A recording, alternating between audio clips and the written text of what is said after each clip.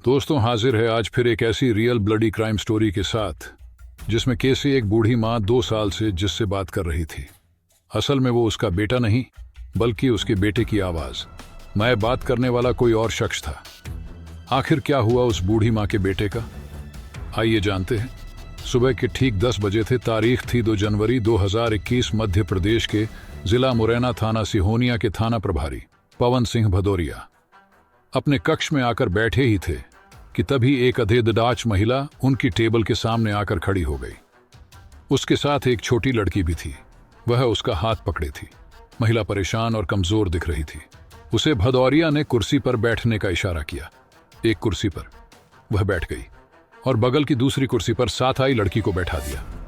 उसने जो बात बताई उसे सुनकर भदौरिया चौंक गए। परिचय देते हुए उसने अपना नाम मीराबाई बताया। उसने कहा कि वह स्वरामजी लाल सखवार की विधवा है और पास के ही गांव छत्तकापुरा में रहती है। उसने चौंकाने वाली बात यह बताई कि उसका बेटा विश्वनाथ 24 सितंबर 2019 से ही घर नहीं आया है, जबकि वह खेतों में काम करने को कह कर गया था। वह गायब करवा दिया गया है।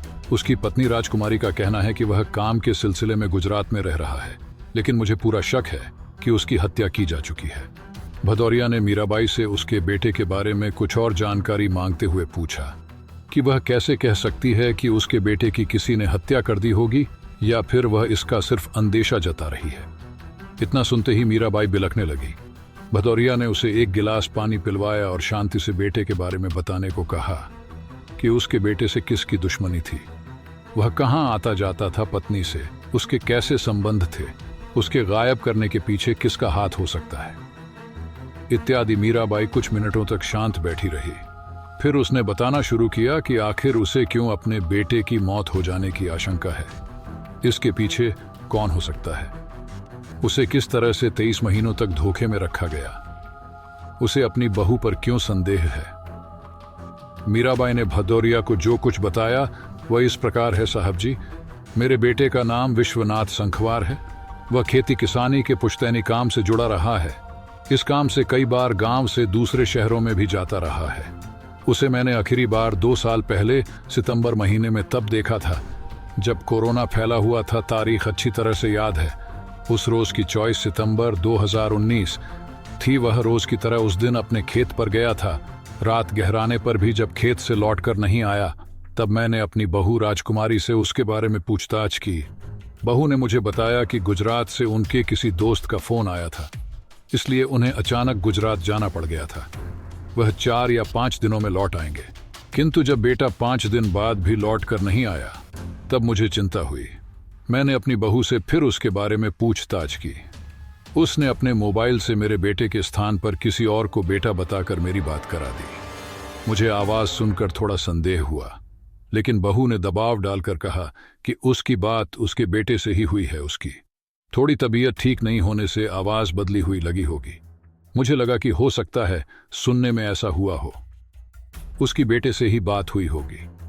उम्र अधिक होने और सुनने और देखने की समस्या है, जबकि सच तो यह था कि बहू मेरी इस कमजोरी का फायदा उठाकर बेटे की जगह किसी और से बात करवाती रही है। एक ही आवाज सुन सुनकर मैंने उसे ही अपना बेटा समझ लिया। यह तो भला हो बेटी वंदना का, जिसने बहू के इस झांसे को पकड़ लिया। वह अपने मायके आई हुई थी।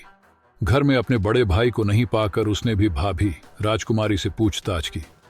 बहू ने अपनी ननद को भी बताया कि उसके भैया इन दिनों गुजरात में रह रहे हैं।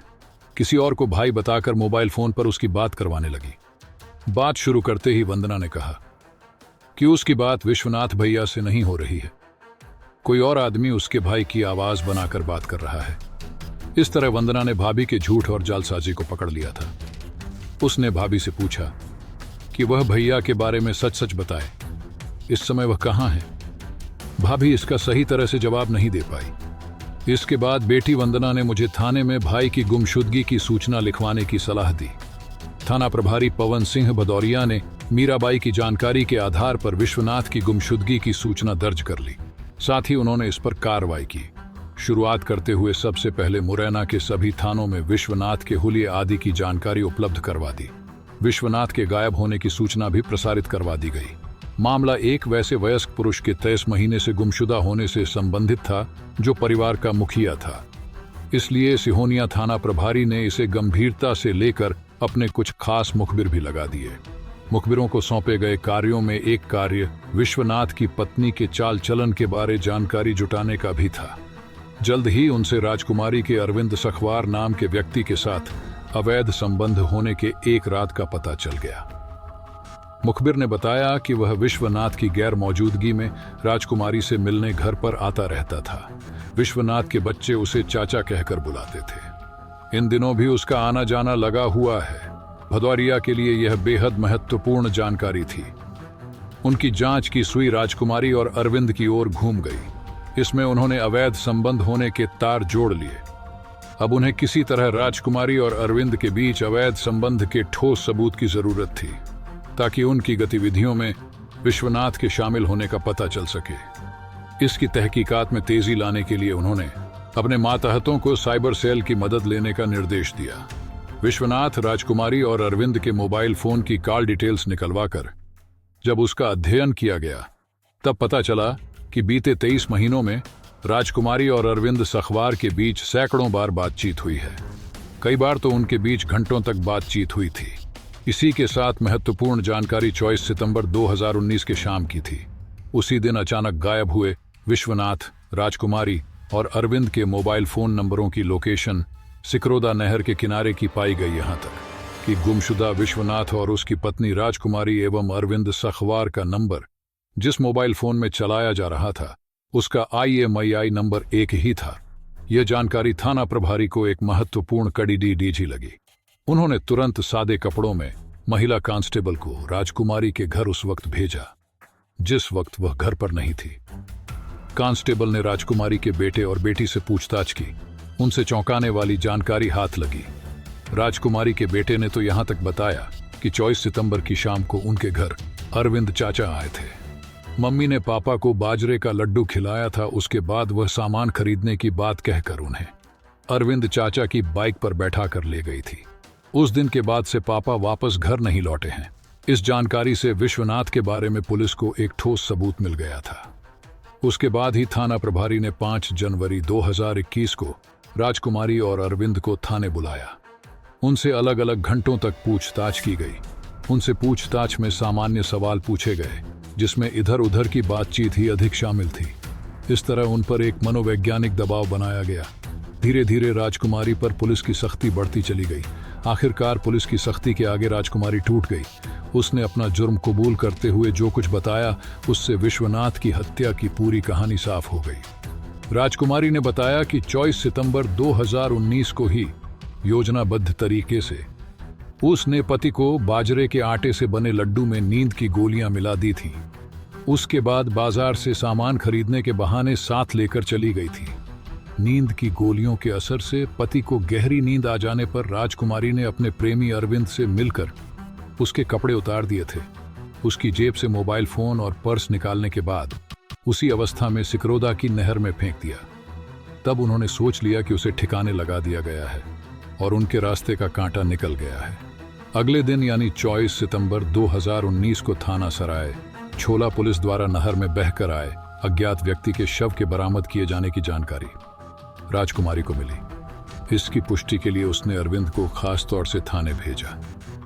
अरविंद ने बताया कि उस शव की शिनाख्त किसी ने नहीं की। उसे अज्ञात समझकर पुलिस ने अंतिम संस्कार करा दिया। विश्वनाथ को रास्ते से हटाने के बारे में राजकुमारी ने उसके अरविंद के साथ प्रेम संबंध का होना बताया, जिसके बारे में उसे जानकारी हो गई थी। राजकुमारी ने बताया कि उसे लेकर विश्वनाथ के साथ झगड़े होते रहते थे। उनके दाम्पत्य जीवन में कड़वाहट आ गई थी। राजकुमारी ने बताया कि उसका पति विश्वनाथ खेती किसानी के काम के चलते घर काफी देर से लौटता था। फिर हाथ पैर धोकर खाना खाने के बाद गांव की चौपाल पर ताश खेलने निकल जाता था। ताश खेलने के बाद वह आधी रात को ही घर लौटता था। घर आते ही गहरी नींद में सो जाता था। ऐसी स्थिति में वह देह सुख से वंचित रहती थी। अरविंद विश्वनाथ के ट्रैक्टर का ड्राइवर था। वह 4 साल पहले ही राजकुमारी के संपर्क में आया था। विश्वनाथ के घर पर नहीं होने पर भी वह बेधड़क घर आता जाता रहता था। बच्चों से भी काफी घुल मिल गया था। राजकुमारी को पहले तो मालकिन कहता था, लेकिन उसके कहने पर ही उसे भाभी कहने लगा था। कभी कभार राजकुमारी से मजाक भी कर लिया करता था। उसकी गदराई देह को वह तिरछी नजरों से देखता रहता था। राजकुमारी को भी अरविंद की चिकनी चुपड़ी बातें सुनने में मजा आता था और उसके मजाक का जवाब मजाक में देने लगी थी। बहुत जल्द ही वह उसके प्रभाव में आ गई थी। राजकुमारी ने बताया कि अरविंद ने उसे इतना प्रभावित कर दिया था कि जब तक दिन भर में एक बार उसका दीदार नहीं कर लेती थी उसे चैन नहीं मिलता था। बस फिर क्या था, अरविंद भी उसे चाहत भरी नजरों से ताकने लगा था। एक दिन उसने मौका पाकर राजकुमारी को अपनी बाहों में जकड़ लिया था। वह पुरुष सुख से वंचित थी, इसलिए उसे अरविंद का रोमांस अच्छा लगा और फिर खुद को नहीं रोक पाई। राजकुमारी के अनुसार अरविंद से उस रोज जो संतुष्टि मिली थी वह पति के साथ कई सालों में नहीं मिली थी। वह गबरू जवान बलिष्ठ मर्द था। फिर तो दोनों ओर से जब भी चाहत जागती वे अवैध संबंध बनाने का मौका निकाल लेते। वह अक्सर उस वक्त घर पर ट्रैक्टर लेने और पहुंचाने आता था जब विश्वनाथ घर पर नहीं होता था। बूढ़ी सास को काफी कम सुनाई देता था। उसकी आंखों की रोशनी भी धुंधली थी। राजकुमारी ने बताया कि एक दिन रात को अरविंद घर पर आया हुआ था। उस दौरान पति दोनों बच्चों को लेकर शादी में जयपुर गया हुआ था। घर में उसके अलावा सिर्फ सास ही थी। घर में सन्नाटा पाकर अरविंद वहीं रुक गया। उनकी वह रात मौज मस्ती में गुजरी, लेकिन अलसुबह विश्वनाथ बच्चों समेत घर आ गया। उस रोज अरविंद और राजकुमारी रंगे हाथ पकड़े गए। उस वक्त अरविंद तो विश्वनाथ की डांट डपट सुनकर चला गया, लेकिन राजकुमारी की नजर पर विश्वनाथ चढ़ गया था। उस घटना के बाद से विश्वनाथ दोनों पर नजर रखने लगा था। हालांकि उसके बाद उसने अरविंद को नौकरी से निकाल दिया था। राजकुमारी को यह बात और बुरी लगी। उसने अरविंद को अपनी एक योजना बताई। अरविंद साथ देने के लिए तैयार हो गया। अरविंद की वासना में अंधी राजकुमारी ने अपने सुहाग को ही दांव पर लगा दिया था। इस तरह से विश्वनाथ की हत्या के बाद वह अपने बच्चों को गांव में बूढ़ी सास के सहारे छोड़कर मुरैना में कमरा लेकर रहने लगी थी। हालांकि वह बीच बीच में बच्चों और सास से मिलने गांव आ जाती थी। सास को झांसा दिए रहती थी कि उसने विश्वनाथ के गुजरात जाने के बाद घर की पूरी जिम्मेदारी अपने सिर पर उठा ली है। विश्वनाथ की गुमशुदगी के मामले में थाना सिहोनिया पुलिस ने राजकुमारी और उसके प्रेमी अरविंद को हत्या के आरोप में गिरफ्तार कर अदालत में पेश कर दिया, जहां दोनों ने अपना अपराध स्वीकार कर लिया। इसके बाद विश्वनाथ की पत्नी और उसके प्रेमी को जेल भेज दिया गया। राजकुमारी ने जो सोचा था वह पूरा नहीं हुआ। वह अपने पति की हत्या की अपराधी भी बन गई और उसके साथ उसका प्रेमी फंस गया। जो सोचकर उसने पति की हत्या की वह अब शायद ही कभी पूरा हो पाएगा। दोस्तों, आजकल रिश्तों की क्या अहमियत रह गई है, ये किसी से नहीं छुपा। रिश्ते सिर्फ नाम के रह गए हैं। दोस्तों, अगर आपको ये कहानी अच्छी लगी हो तो वीडियो को लाइक और ऐसी ही वीडियो देखने के लिए चैनल को जरूर सब्सक्राइब करें। मिलते हैं नई क्राइम स्टोरी के साथ।